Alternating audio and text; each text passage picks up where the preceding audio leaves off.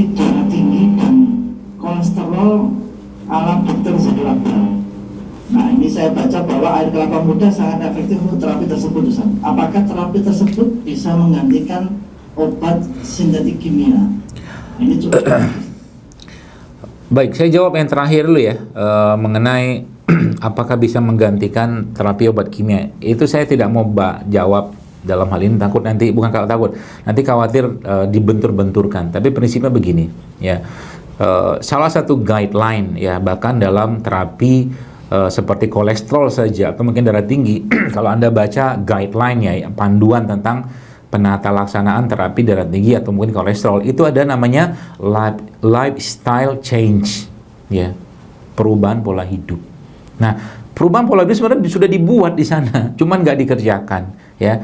Pasien juga pengennya cepat, dokter juga kadang-kadang nggak sempat nyampaikan. Jadi kalau saya ditanya apakah ada panduannya? Ada, orang secara resmi pun sudah dijelaskan tentang itu, tentang lifestyle changing atau mungkin change ya. Nah, makanya sebenarnya kalau saya sering sampaikan bahwa sebenarnya kalau Anda memperbaiki pola makan, eat right, makan yang benar, minum yang benar, ya penyakit itu tidak akan datang. Ini secara bahasa umumnya ya. Jadi kalau ditanya berarti bagaimana caranya? Ya benerin makan ya, termasuk juga dengan kalau kita bicara puasa. Bapak Ibu, Anda tinggal browsing fasting in reducing cholesterol. Banyak banget riset tentang itu. Fasting in decreasing katakanlah hypertension. Itu banyak banget. Udah terlalu banyak riset tentang itu. Cuman kadang-kadang kita aja nggak nyampe, belum ketemu tentang itu gitu loh.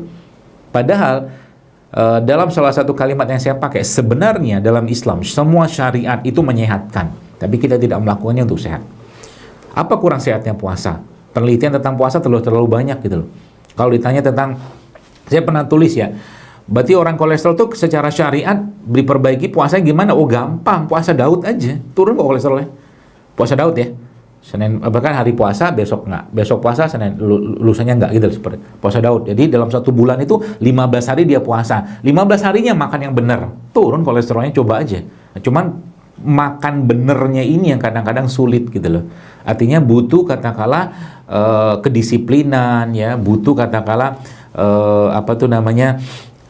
ya komitmen lah ya, konsistensi dalam melakukan itu. Tapi sebenarnya itu sudah ada sebenarnya panduannya semua. Cuma di zaman sekarang orang semua serba dibikin instan ya. Termasuk juga kalau kita bicara tentang salah satu terapi yang dianjurkan Rasulullah SAW adalah berbekam atau hijamah.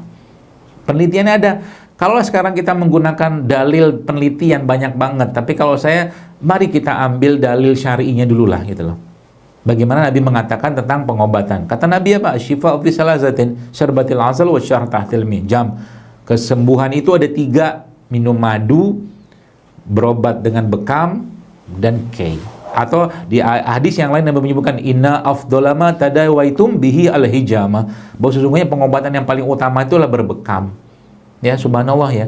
Itu saya beberapa lihat postingan saya dan orang-orang yang waktu awal-awal Ramadan itu, beberapa hari Ramadan itu dikatakan, "Dok, Masya Allah ya, tensi saya turun gitu kan, gara-gara puasa ini." Ya iyalah, puasa ini secara mekanismenya itu banyak sekali efek, salah satunya menurunkan tensi. Tinggal nanti di-maintain gitu aja, makan yang benar, ikutin pola syariat ya, kemudian tidur yang benar ya. Kenapa urusan sama tidur? Salah satunya itu akan berhubungan dengan metabolisme tubuh kita ya. Kalau kita bicara kolesterol, darah tinggi segala macam, itu kalau tidurnya nggak benar sulit Bapak sekalian. Makanya Rasulullah memberikan panduan kepada kita tentang pola tidur yang baik ya. Tapi kita malah justru kadang-kadang tidak sesuai dengan itu. Nabinya tidur, umat yang bangun nabinya tidur. Ya, banyak salah di situ kadang-kadang. Jadi itu salah satu caranya. Termasuk juga air kelapa. Ya, banyak sekali tentang yang menjelaskan, bahkan meliti tentang efek air kelapa ini untuk menurunkan tekanan darah, gitu kan. Itu sangat banyak. Jadi bisa dipakai nggak? Bisa.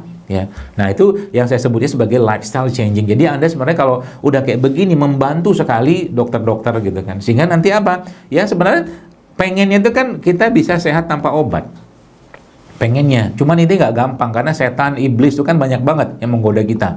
Baru saja mau 1 hari, 2 hari kita mulai hidup sehat, tiba-tiba hari keempat sudah digoda lagi. Makanya butuh komitmen dan butuh orang yang berada pada satu atmosfer yang sama secara pemahaman kesehatan, apalagi pada suatu sekolah gitu kan. Sebenarnya kalau ini dipakai pola-pola ini bagus sekali, itu dalam satu sekolah itu ya memungkinkan sekali untuk kita mengubah kebiasaan ini. Seperti tadi saya cerita tentang teman-teman yang berbuka tadi, ketika nggak disiapkan puasa atau buka puasa yang tepung, minyak segala macam, ternyata tuh bisa aja tuh dan mereka lupa dengan itu gitu. Jadi ini is about habit saja lah gitu kan, ini cuma sekedar kebiasaan saja ya.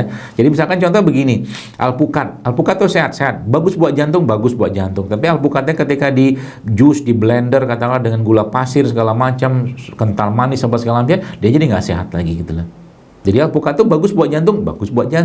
Bawang putih katakanlah gitu kan, bawang putih sehat, tapi kalau bawang putihnya katakanlah dicampur ke dalam masakan yang berlimpah santan di situ, ya justru malah bikin masalah nanti, mulai dari garamnya, ada sih bawang putihnya gitu kan, cuma bawang putih sudah teroksidasi gitu kan.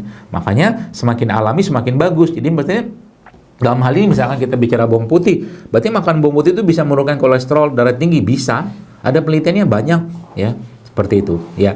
Makanya sebenarnya apa-apa yang Allah ciptakan itu semuanya bisa kita pakai untuk menunjang kesehatan kita, karena tidak mungkin Allah menciptakan kita di bumi dengan tidak ada perangkat-perangkat untuk kita menjaga kesehatan diri kita gitu loh. Mudah-mudahan bisa dipahami ya, seperti itu. Jadi lifestyle changing itu pengubahan pola hidup ya, mulai melakukan katakanlah kaidah-kaidah dan sunnah-sunnah Rasulullah SAW, ya berpuasa, berbekam, ya tidur yang benar, ya olahraga, nanti akan turun dengan sendirinya. Dan yang paling penting adalah jaga amalan ibadah kita, termasuk juga amalan hati. Allahumma'lam bishawab.